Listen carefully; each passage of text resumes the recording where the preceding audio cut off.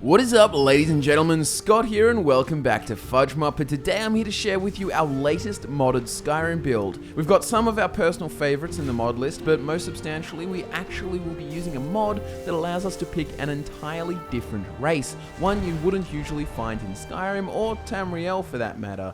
If you read the title of this build, then you may have an idea of what we're talking about.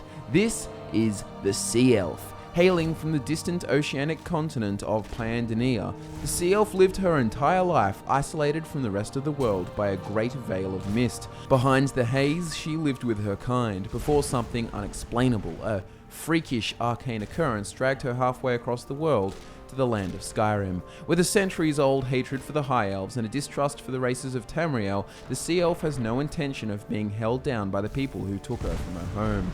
The Sea Elf trained for years to become one of Plandania's most capable warriors, using magic in a way that is unfamiliar to the inhabitants of Skyrim, and even learning to ride the legendary sea serpents in her homeland. She may be alien to the folk of Skyrim, but one thing is clear, and that is that she shouldn't be messed with. With this build, you'll have more than a fresh new race to look forward to. The Sea Elf combines a mastery of shock magic with a ferocious melee playstyle for volatile results. The mods we will be using for this build are the following. Firstly, and most importantly, we have the Sea Elf Races mod that will allow us to pick Maormer in the character creation menu. Then we have the Aurora Standing Stones of Skyrim mod to give us new and more interesting standing stone options. Then there is the Alternate Start mod to help us roleplay the Sea Elf's arrival in Skyrim. We have the Immersive Armors mod for her glacial blue crystalline aesthetic, and this will set her truly apart from the Mer of Tamriel and their standard glass armor.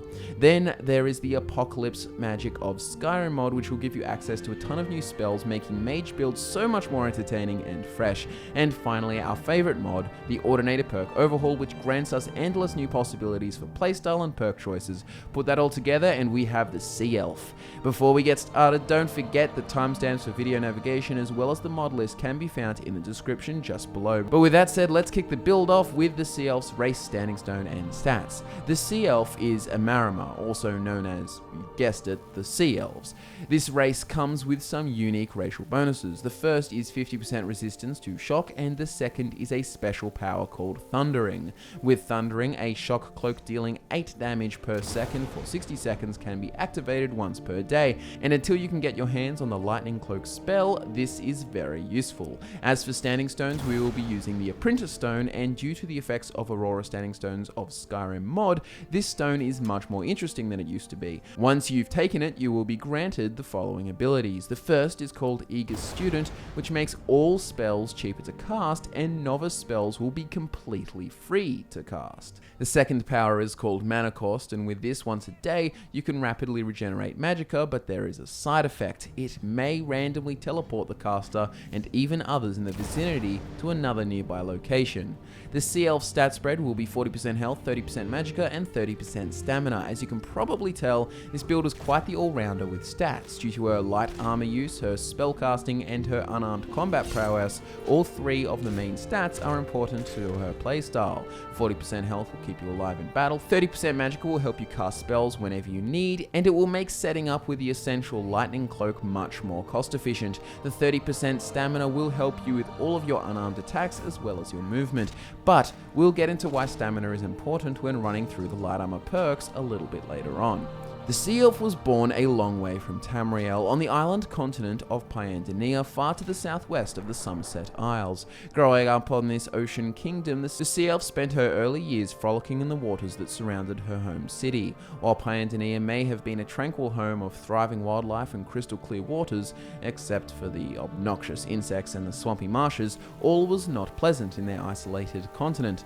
A veil of thick mist hung on the horizon, isolating the Maormer from the rest of the world, and many of the older elves she interacted with were resentful, all angry at the inhabitants of lands beyond her comprehension.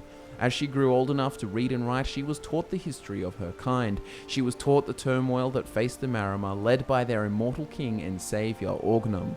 The Sea Elf read about the War of the Isle, a great conflict that had taken place an era before she was born. During the war, Orgnum had been on the brink of securing his kind victory over the races of Tamriel, but foul play had thwarted their plans and destroyed their glorious fleets. A storm, the likes of which had never been witnessed before, ravaged the seas and decimated their forces, and the elusive order of mages known as the Psijic Order were believed to have been the culprits. Since that day, Orgnum and the Maormer had been stuck in Pyandonia, too weak to seek vengeance, too frail to gain closure, and as a result, those who lived to tell the tale wasted away in the waters of Pyandonia, dreaming of venturing beyond the Veil of Mist once again. The Sea Elf was engrossed by these tales and believed that one era after their last invasion, she could be a part of the generation that avenged the Maormer and restored their racial pride. Without a second thought, she joined the armed forces and began training to become a soldier.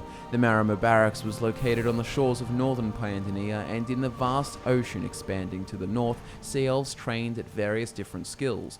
And then out in the depths, she saw the ever-growing Maormer fleet, glorious vessels designed after the native insects of Pyandonia with membranous sails and chitinous hulls. Slaloming between the fleet, she noticed sea serpents with riders saddled to their backs. They moved with impossible speed and elegance. The Maormer cavalry was unmatched by any army at sea. When she was ready to fight, the Sea Elf was tutored by a grizzled mage named Zytos. He was old but skilled and brimming with wisdom. He carried an ornate blue and gold staff with a head that resembled a frilled serpent bearing its fangs. He had been there the day the impossible storm crushed them in the War of the Isle. Under Zytos, the Sea Elf learned to master the arcane usage of electricity and shock magic. He even showed her how to use shock to best melee opponents. He wrestled her, teaching her to cast shock spells with a clenched fist for an enhanced blow. His strength was uncanny for a Mer of his age. When she was ready to advance her training, Zytos sent her to Yalodor, the master of ships. She swam through the clear, warm waters to the cooler depths and climbed aboard Yalodor's ship.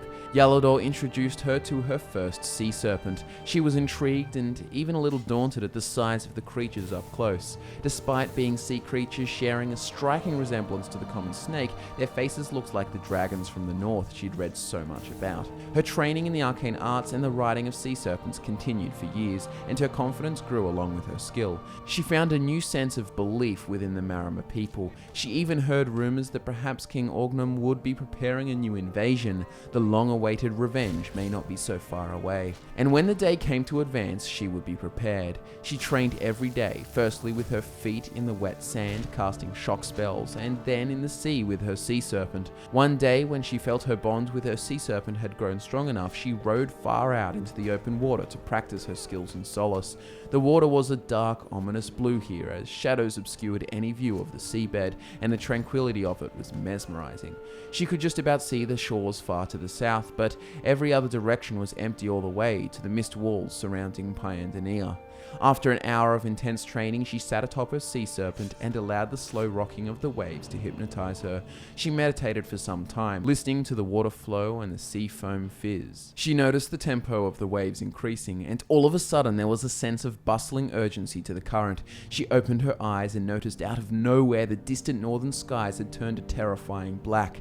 The darkness engulfed the blue skies above her, and in its wake came a wall of rain, wind, and lightning. It moved at incomprehensible speeds, conjured up from the sea as if by magic. In a panic, she roused her serpent and turned him southbound. They glided as fast as they possibly could towards the shore, but it was no use. The storm sent the tides into a frenzy, and their movement was slowed until they were sucked into the storm. Before she could think about the unnatural aura given off by the storm, she was dragged under the surface. She didn't allow herself to panic, knowing full well that panicking and releasing her breath would be a death sentence. She remained calm and willed her heart to beat as normal. But as she did, the currents dragged her to and fro, preventing her from making her way back to the surface. Soon she had been spun so much that she couldn't even determine which way was up. All was black, and the pressure built in her ears. And then she saw the rock protruding from the seabed. She slammed into it and lost consciousness. The next thing she saw was an overcast sky. She coughed up a lungful of seawater and looked around. This wasn't Pyandonia. Where on Nirn was she? Bugs buzzed around her face as she lost consciousness once again. The next time she awoke, she was in dry clothes, in a warm tavern.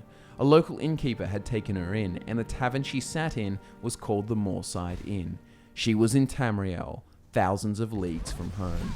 With the alternate start mod, the Sea Elf will begin her adventure in the Moorside Inn, the local tavern in the city of Morthal. Confused and disoriented, learning that she was somehow on the other side of the world in Skyrim, the Sea Elf's hunch that the storm had not been natural was all but confirmed.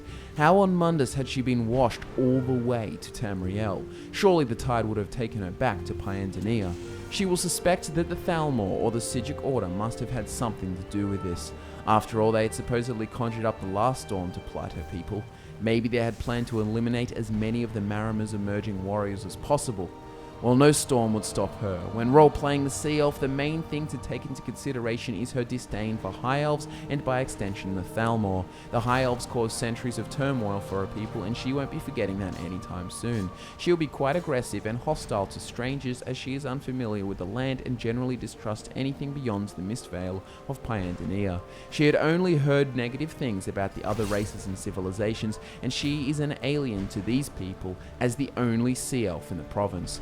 She will be quite power-hungry, but not defined by it. She is ambitious in a measured, reasonable way, prioritizing her own interests over anyone else, mortal or not. She will kill with no remorse if anyone comes in front of her and her goals. She will feel the most at ease during rainfall and in wet areas, but will generally feel quite lost, trying to make a life for herself in Skyrim.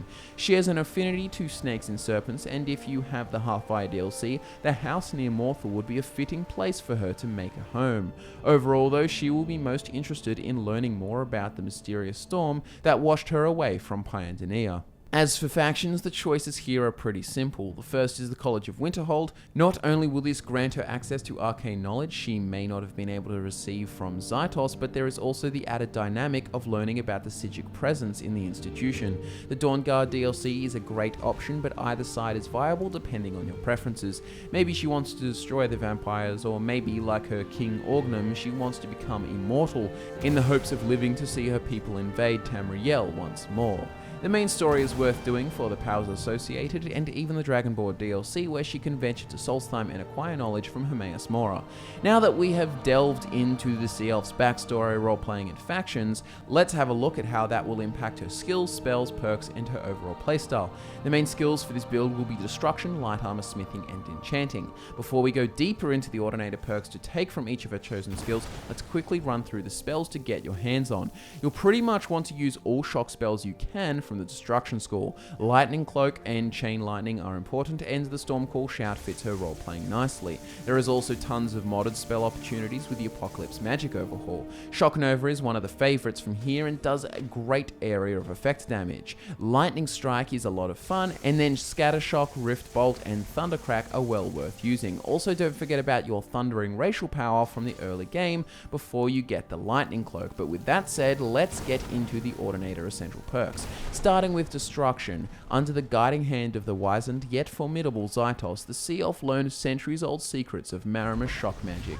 She is now an expert of the art and can implement electricity in her hand to melee combat. From the Destruction skill tree, take Destruction Mastery 2 out of 2, Harsh Lesson, Destruction Dual Casting, Force of Nature, Elemental Specialization into Shock, Ionized Path 2 out of 2, Static Field, Arc Burn, Magnetize, Nova Charge, Electro Convulsions, Show Them All, Storm Blast, and Absolute Power. Force of Nature is a suitable perk for this Sea Elf as it will enhance your shock spells by 30% when fighting in the rain. Elemental Specialization also helps the Sea Elf who chooses one element to focus on. With this, shock spells will be 15% stronger and the other two elements will be 15% weaker. Static Field works with your shock spells especially well when fighting stronger enemies. Any spell you cast that would leave them with more than 75% health will automatically take them down to 75% health. Magnetize looks awesome as your shock spells have a 15% chance to raise your foe into the air for 2 seconds. With Nova Charge, a special effect will happen after dual casting 6 shock spells. A Shock Nova will explode for 200 points of area damage, also staggering them. Storm Blast and Absolute Power are our last two, and they both have really fun, powerful effects. Storm Blast causes your next shock spell after every 6 to 12 seconds to trigger a ground discharge radiating out from the target, and Absolute Power affects all of the go-to shock spells, allowing them to levitate any hit enemy for 6 seconds with a 45-second 2-second cooldown. Next up, we have light armor, and not only does this give the Sea Elf access to her glacial blue oceanic attire, but it also grants her the ability to move efficiently in combat and to utilize her unarmed potential. From the light armor skill tree, go for light armor mastery 2 out of 2, annoying mosquitoes 2 out of 2, as a leaf, iron fist 3 out of 3, light armor fit, initiative 2 out of 2, evasive leap, wild and free, wind runner, fight or flight, survival instinct, tempting fate, war dancer, spell dancer, unhindered, into the maelstrom, sweeping wind, rushing tide, hissing dragon, shock, and breaking waves. There are plenty of movement based perks here, but the most important perks to the Sea Elf are the unarmed ones. Iron fist is the first of these perks that allows your unarmed attacks to be viable. 3 ranks of this increases unarmed damage by 25% of your current stamina. It also allows you to gain light armor experience while fighting unarmed. With sweeping wind, unarmored power attacks do 25% more damage, and if your movement speed is increased, you do 2% more damage for every 1% of bonus speed. Rushing tide works well with this, granting 10% increased stamina regen and 5% movement speed for 8 seconds when performing unarmed attacks. This effect also stacks. With hissing dragon, you can pick shock, and unarmed attacks will now cause a shockwave of that damage to all targets in front of you. Lastly, breaking waves gives unarmed attacks a 15% chance to be critical, and the critical damage equals 40% of your current stamina. If War Dancer's effect is still active, every hit is a crit. Then we have smithing. This is essential as no blacksmiths in Skyrim know the secrets of Maormer crafting. With her smithing ability, the Sea Elf will be crafting her unique armor set. From the smithing skill tree, grab smithing mastery 1 out of 2, merrick smithing 1 out of 2, picking elven, expert smithing 1 out of 2, picking hard steel, and exotic smithing 1 out of 2, picking crystalline, and arcane blacksmith. And finally, we have enchanting, which allows her aesthetic to be just as powerful as it is awesome to look at. From the enchanting skill tree, take enchanting mastery 2 out of 2, gem dust, regalia attunement, twin enchantment, arcane nexus, and miracle. So with all of this in mind, here is what the Sea Elf's playstyle will look like. She'll set up with her lightning cloak before entering combat, firing dual-casted shock spells, usually a variety of vanilla and apocalypse spells. Your options are pretty diverse here. Once you've used up your magic reserves, switch to your fists and start throwing punches, sending foes flying and charging them with deadly shock damage. As you do this, your magicka will regenerate so you can make some distance and switch back to your spells. Thanks to the Apprentice Stone, you can even run away and dual-cast the Spark spell for 0 magicka, so that works well if you find yourself in a particularly tight spot. The Stormcall Shout can also be a very fun addition to announce your arrival in style. As for gear, the Sea Elf will be decked out in the glacial crystal light armor, boots, helmet, and gauntlets, courtesy of the Immersive Armors mod. She will craft this herself and smith it up to its max potential. This unique set of armor is perfect for the Maormer aesthetic, as it is just basically glass armor, but blue. That combined with your pale blue skin and the milky eyes, it makes for a really cool aesthetic. Add to that a ring and necklace of your choice, enchant as much of this as you can with Fortify Destruction and Fortify Unarmed Damage. Then in the spare slots, you can use things like Fortify Stamina and Fortify Magicka to enhance both your ranged and melee combat options. You can also prioritize Stamina and Magicka regen enchantments too if you prefer that to upping the base stats. If you find yourself looking for any other enchantments, resistances are always a great alternative. You won't need to worry about weapons, as when you aren't using magic, you'll be using your glacial gauntlets. And there you have it, guys. Subscribe to FudgeMuppet if you're new to the channel, and give the video a like if you enjoyed this new modded build. Your support means the world to us. As always, links to each of the mods we've used can be found in the description below, along with social media links and our Twitch channel. Thank you so much for watching. My name is Scott, and I look forward to nerding out with you again very soon.